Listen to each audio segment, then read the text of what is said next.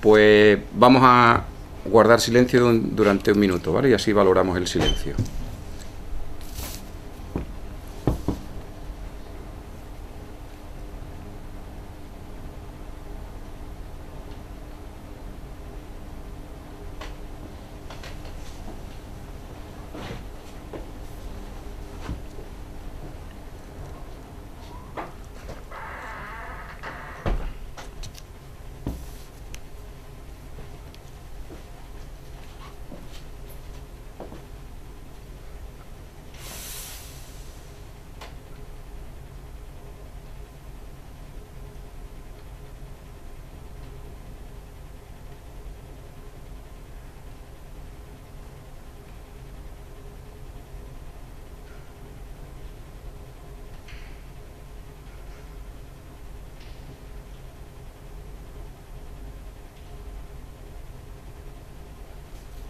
Bueno, pues vamos a empezar.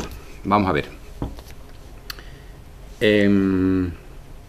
Pudiera parecer que somos pocas personas, pero somos el número exacto de personas que tienen que estar aquí.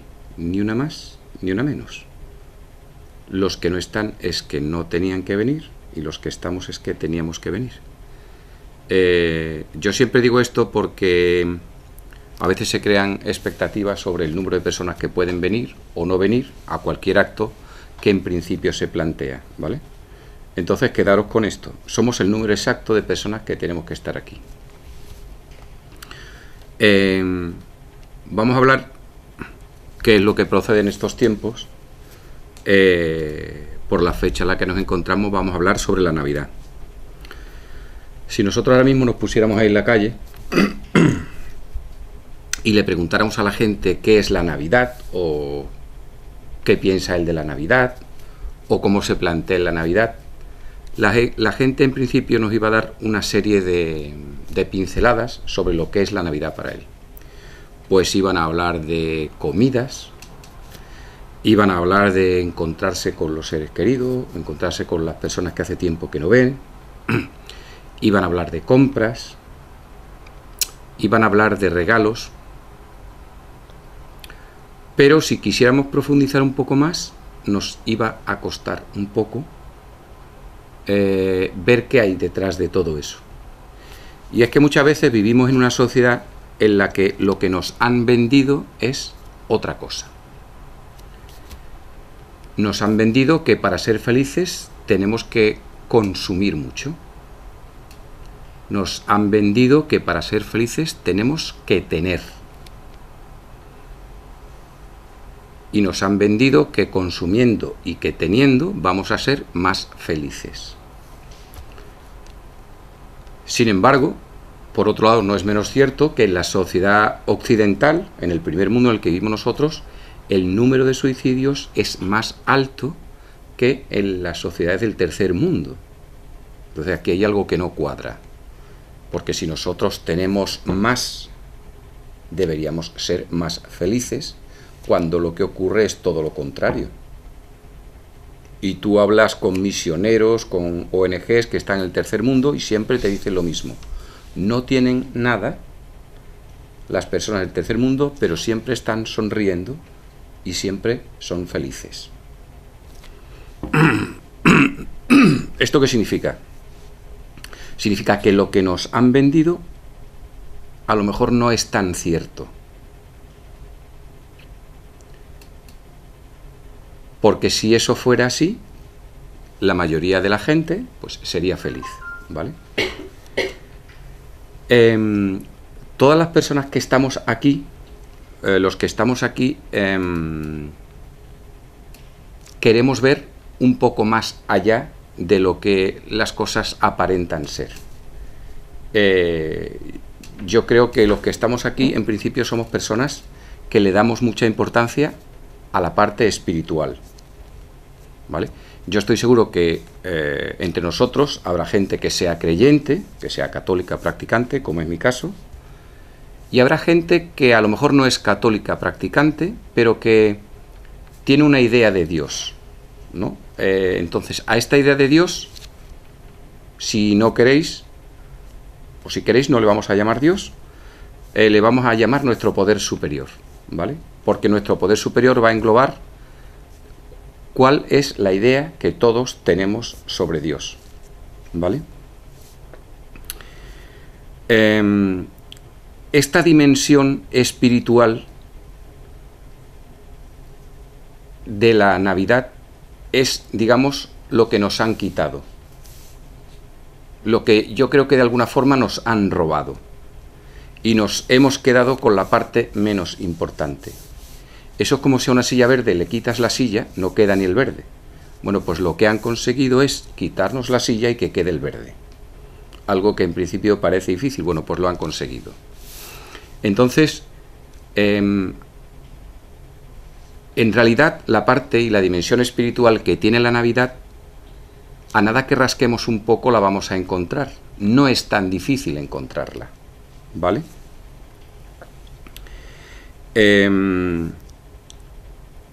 Porque de una o de otra manera, con mayor o menor frecuencia, nuestro poder superior se hace presente.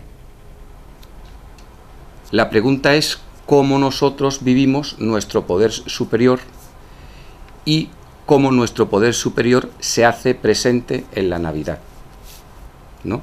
Es decir, si enfocamos la Navidad desde un punto de vista espiritual, la pregunta es ¿qué parte de espiritual tiene la Navidad?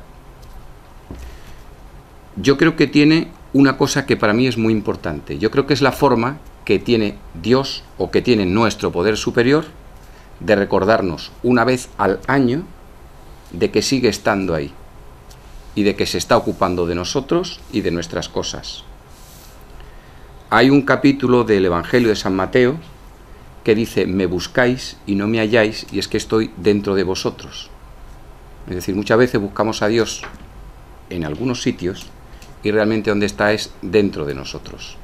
Y esto vale tanto para los católicos como para los que no lo son, ¿vale? Porque en el fondo las obras de Dios tú las puedes ver en los demás. Y las ves en los demás porque Dios también está dentro de los demás. Y la puedes ver en sus obras. Yo he escuchado muchas veces decirle a la gente: ¿por qué Dios permite el mal? O hay que ver qué cosas tan malas han hecho tales o cuales personas. Tú puedes poner el acento en qué cosas malas han hecho tales o cuales personas, o puedes poner el acento en las cosas buenas que han hecho otras personas. De ti depende. Porque en el fondo, si lo pensáis bien, la existencia del mal es necesaria. ¿Y por qué es necesaria? Por una razón bastante simple, porque si no, no sabríamos cuándo existe el bien. Eso es igual que la tristeza. La tristeza es necesaria porque si no, tú no sabrías cuándo estás contento y alegre.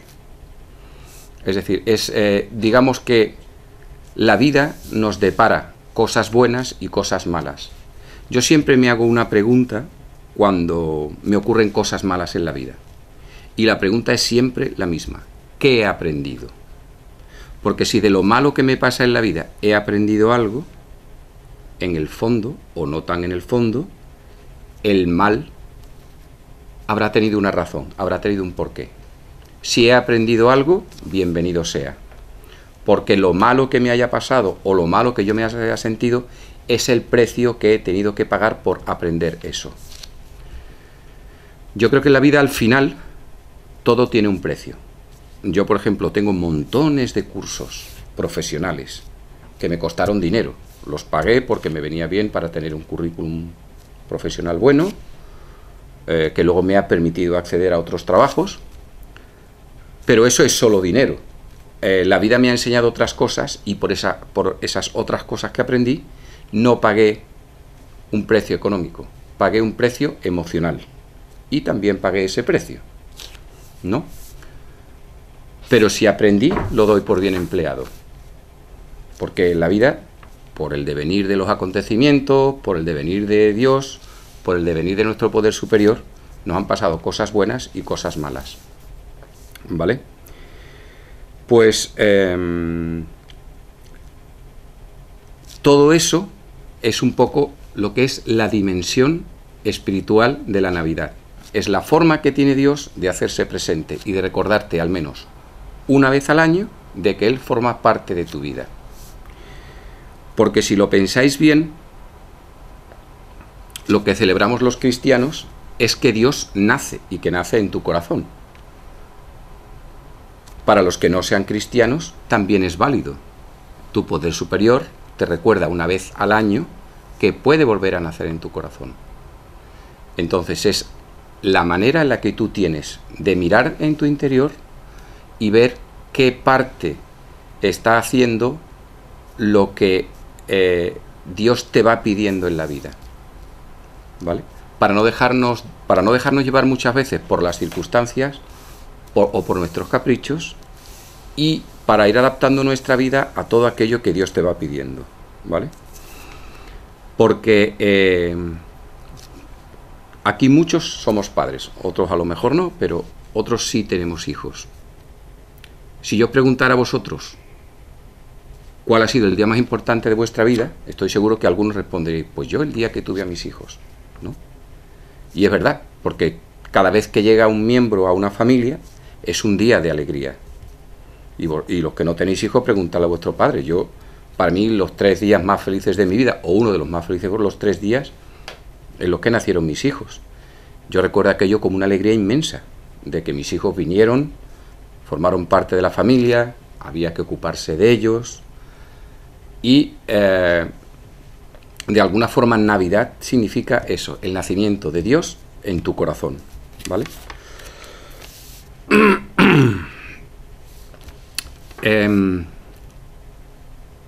Lo que estamos celebrando también es algo tan sencillo como un cumpleaños. Nosotros todos los años pues cumplimos años, y entonces pues es un día importante en la vida de las personas.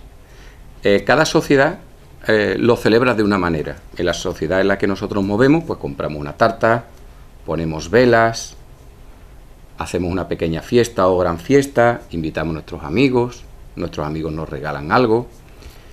Y luego el día de tu cumpleaños también sirve para otra cosa,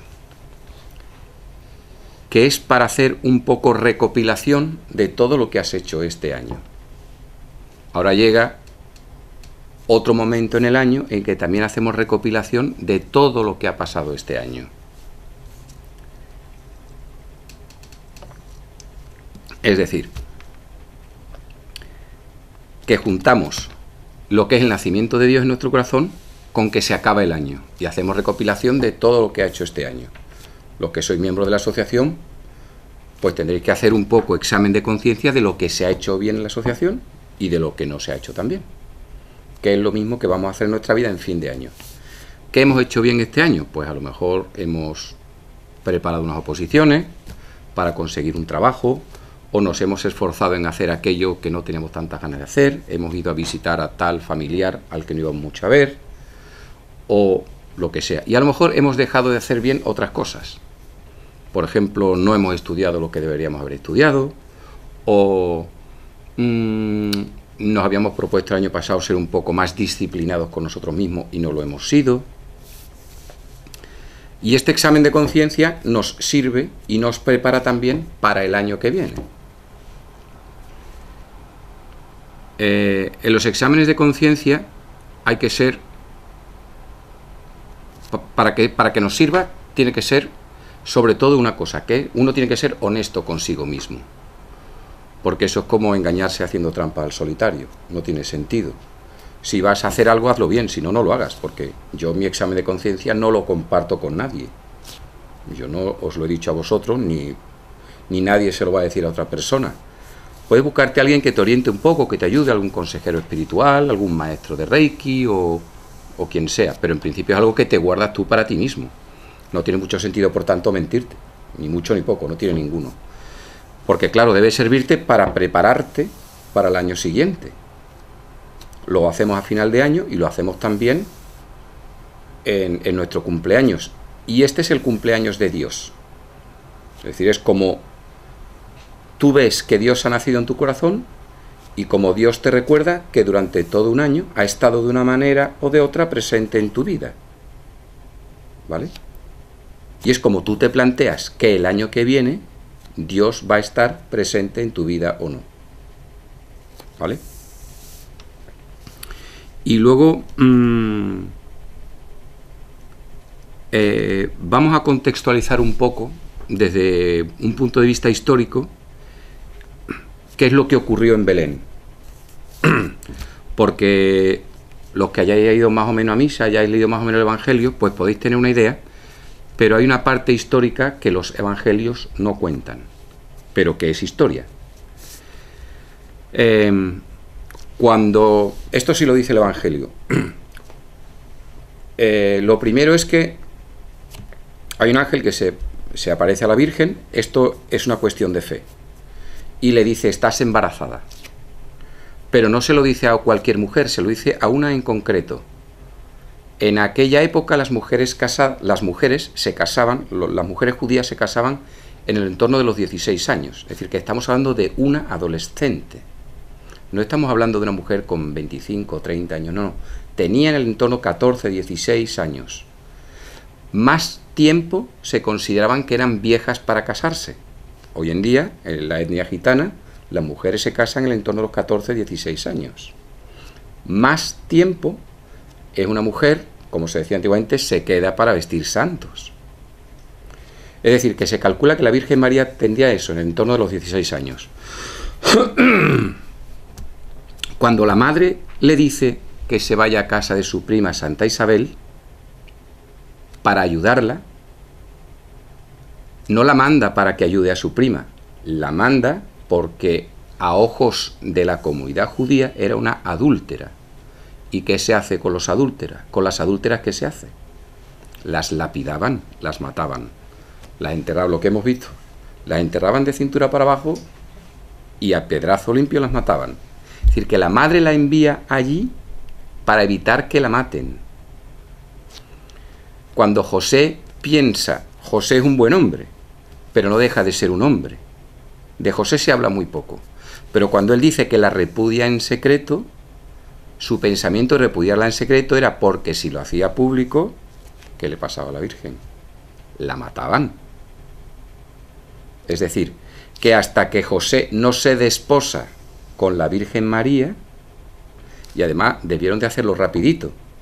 ¿Por qué? Pues porque ahí tú puedes esconder un embarazo un par de meses, 2, 3 meses, depende. Porque el embarazo es algo que se nota a ojos vista. Es decir, que es algo que tampoco puedes esconder mucho. Y luego la gente sabe contar. Tú puedes decir que es 7 mesino, pero que un niño a los 3 meses nace y nace con pelito, con las uñas, eso no colaba. ¿Vale? Entonces la manda a casa de su prima. Eso es lo que, digamos, lo que narran los evangelios. Entonces, la Virgen se desposa con José.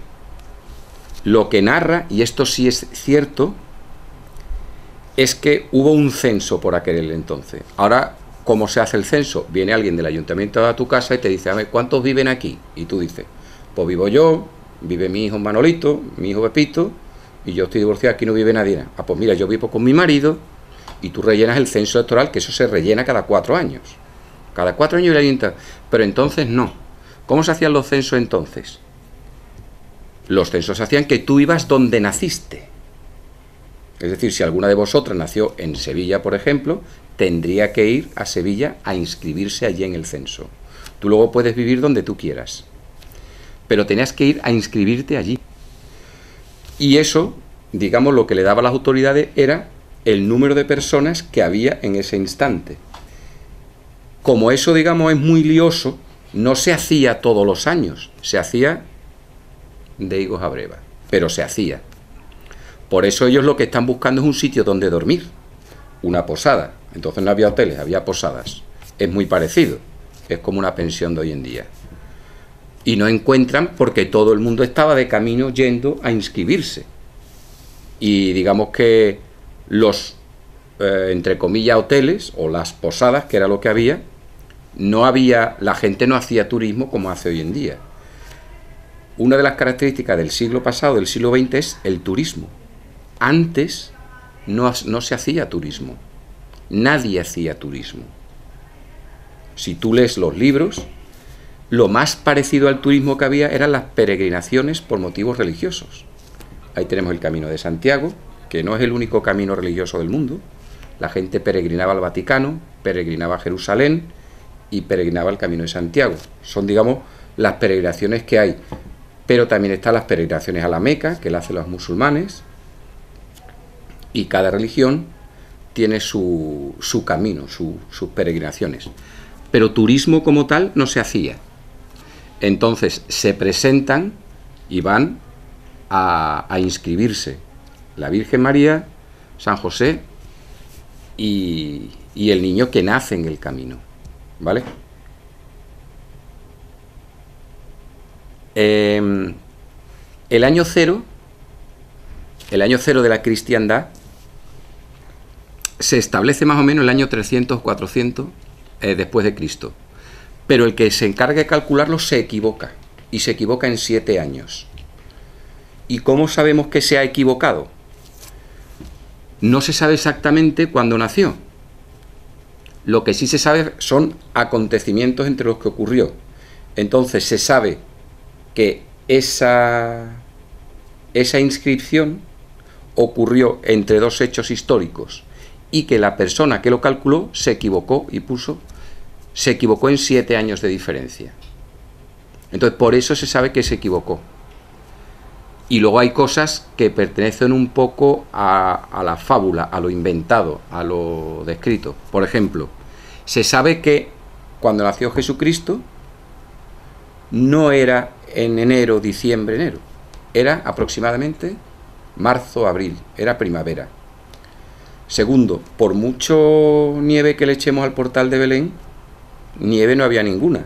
Estamos en el Medio Oriente, en Asia. Allí no nieva. Allí hace más bien calor. La temperatura es un clima mediterráneo, porque está está a kilómetros del Mediterráneo. El clima sería parecido al que tenemos aquí.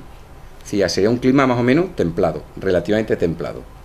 Es decir, no hay nieve, es un clima templado, sería aproximadamente marzo. Todo esto son datos históricos.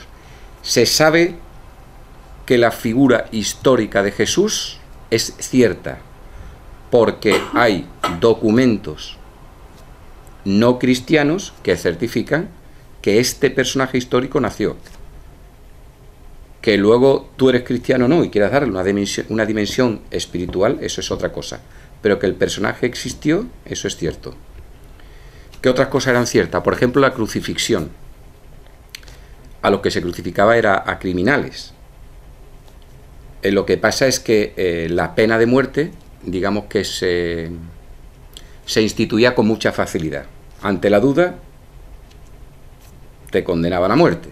Si te pillaban robando, sobre la marcha te mandaban directamente a la cárcel. Pero si el robo era grande, directamente te mandaban a fusilar. Bueno, a fusilar entre comillas. Te mandaban a crucificar. Es decir, que era una pena. ¿Por qué se hacía eso? En el fondo bastante sencillo. Es más barato matar a una persona que meterla a la cárcel durante X años. Se quitaban el problema del medio. Entonces, vosotros habéis oído de la famosa ley del talión. Ojo por ojo, diente por diente. Los musulmanes la siguen aplicando. Es decir, si te ven robando, te cortan la mano. Literal. Eso todavía hoy en día, estos talibanes, estos musulmanes defensores a ultranza lo siguen haciendo. Y de todos estos datos históricos, que esto lo podéis mirar, que esto existe, no me lo he inventado yo he dado clases de historia. Un último dato. Papá Noel, vamos a hablar de Papá Noel también. Papá Noel, hay diversas tradiciones que hablan de Papá Noel. Se habla del obispo de Constantinopla, de San Nicolás. Este obispo era conocido porque era protector de los niños. Hoy en día hay seguridad social, hay una pensión para las viudas, para los huérfanos, mínima, pero la hay. Antes no había nada. Si se moría tu marido, estabas condenada casi al hambre, tú y tus hijos. Entonces digamos que este obispo de Constantinopla, San Nicolás, era conocido por ayudar a los niños. Entonces en cierta época no solo se ocupaba de que tuvieran un techo y una comida, sino que les compraba regalos. Entonces era conocido por comprarles regalos a los demás. No es... se cree que el origen de Santa Claus, el famoso Santa Claus, es este obispo. pero hay otras historias que hablan de otras personas importantes que se encargaban de cuidar a los niños y como tal se reflejan ahí. Para que veáis hasta qué punto tienen poder las grandes corporaciones, las grandes empresas, Papá Noel no era rojo, era verde. ¿Y por qué es rojo ahora? Coca-Cola. Por la Coca-Cola. La Coca-Cola se empeñó en que Papá Noel fuera rojo. Para que veáis hasta qué punto las grandes empresas tienen influencia y tienen poder. Hicieron un estudio de cuáles eran los logotipos más conocidos en el mundo.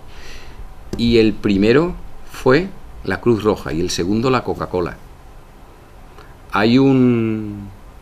Contaba Miguel de la Cuadra Salcedo, un gran explorador español, que una vez tuvo que subir una montaña al Quinto Pino, pero con cuerda, le costó la misma vida llegar, y que cuando llegó arriba, lo que vio fue un cartel inmenso que ponía Coca-Cola, y él decía que como narices habían conseguido subir aquel cartel hasta arriba. Dice que otra vez en África, Miguel de la Cuadra Salcedo contaba que otra vez entró en una choza, en el medio del desierto, que no había nada, y nada más entrar, entró en una choza que estaba hecha de 4 trozos de ramas, y decía que lo que vio fue un póster de Julio Iglesias colgado dentro de la choza de...